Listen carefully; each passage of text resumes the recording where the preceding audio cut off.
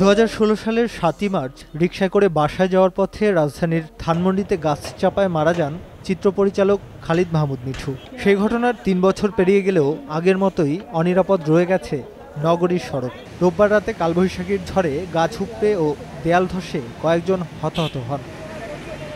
ঝড় কিংবা ঝড় ছাড়াই গাছ উপড়ে মাঝে মধ্যেই এমন প্রাণহানির ঘটনার দায় কার? বিশেষজ্ঞদের মতে রাজধানীতে সবুজায়নের নামে গাছ লাগিয়ে দায়সারা সৌন্দর্যবর্ধন করছে সিটি কর্পোরেশন। এছাড়া নজরদারির অভাবে নির্মাণাধীন ভবন থেকে ইট পড়ে বারবার মৃত্যুর ঘটনা ঘটছে বলেও মনে করেন তারা। দুই সিটি কর্পোরেশনে আসলে উদ্ভিদ নিয়ে এই ধরনের কোনো বিভাগ নেই। আরবরিকালচার হোক যেটাই হোক, আমাদের প্রাণহানি ঘটে, তো সেটার জন্য সিটি কর্পোরেশনের যে সংশ্লিষ্ট বিভাগ থাকা উচিত সেই বিভাগ থেকে এটা মনিটর করা উচিত। এই ঘটনাগুলো আমাদেরকে মনে করে দেয় আমরা কতটা অবহেলায় অযত্নে এই শহরকে বিপজ্জনক একটা শহরের দিকে ঠেলে দিচ্ছি।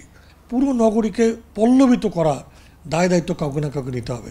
আমাদের দুজন নির্বাচিত মেয়র রয়েছেন, তারা এই দায়িত্ব পালন করবেন কি না সেটা আমাদের দেখার বিষয় এখন। আর আমি আরেকটি উপায় দেখি, সেটা হচ্ছে জনস্বার্থে মামলা করে দেওয়া। জনস্বার্থে দু একটা মামলা হলে হয়তোবা তাদের সচেতনতা বাড়বে যে এভাবে জনহত্যা করা যায় না। তবে নির্দিষ্ট কোনো সংস্থাকে দায়ী না করে অনাকাঙ্ক্ষিত যে কোনো ঘটনা রোধে সব সংস্থার সমন্বিতভাবে কাজ করার গুরুত্ব তুলে ধরেন গৃহায়ন ও গণপূর্তমন্ত্রী। পানির সংযোগ একভাবে, গ্যাসের সংযোগ একভাবে, সিটি কর্পোরেশনের সিদ্ধান্ত একভাবে, এই অসমন্বিত অবস্থা চলতে পারে না। আমাদের লক্ষ্য রয়েছে সমন্বিতভাবে কাজ করার।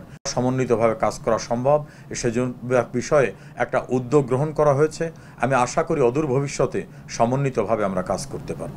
নাগরিক সচেতনতা বাড়লে অনেক দুর্ঘটনা এড়ানো সম্ভব বলে জানান মন্ত্রী। নাগরিক দায়িত্ববোধে নাগরিকদের এগিয়ে আসা উচিত।